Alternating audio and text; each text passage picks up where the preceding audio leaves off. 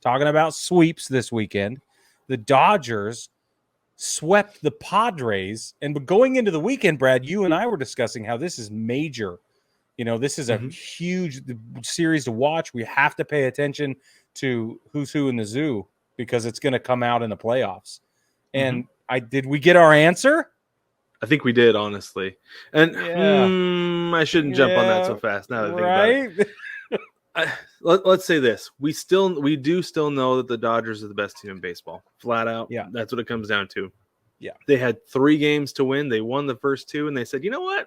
2's not enough. Let's take 1 more. So they go ahead and they sweep the Padres, which is a big deal because I feel like sweeping the Padres before Juan Soto was a big deal. Now you add that bat, that's an even bigger deal.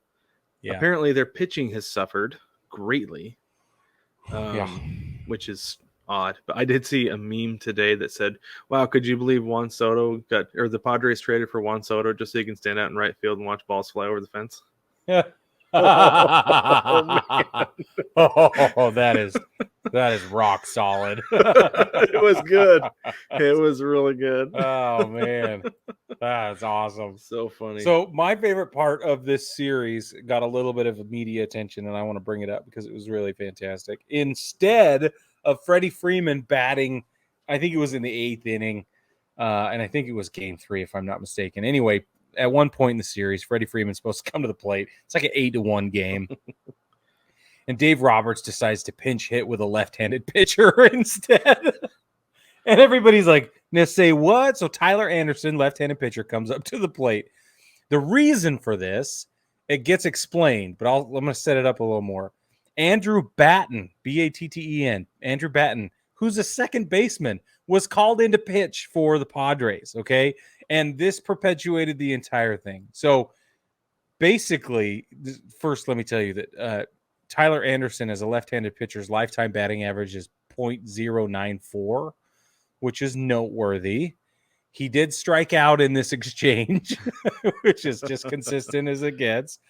But Batten threw a super change or an ephus pitch, as those of us who know what that is. An ephus pitch is just like as off speed and high arcing as it could possibly. It's the float. I haven't seen that since Skippy McGee. Yes, that's the one. For those of you who are paying attention to wonderful baseball documentaries, you'll understand the reference. All right.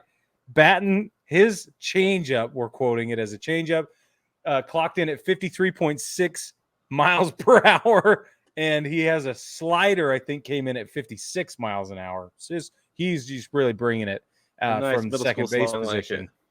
Yeah. So Dave Roberts comes out, and at the end of the game, he says that he didn't want to put any of my position players up there against a softball player, a pitcher throwing an ephus ball. And I just said, oh, call the burn unit. Well, now, this is the thing that I think is really funny about this is that Tyler Anderson is not a scrub.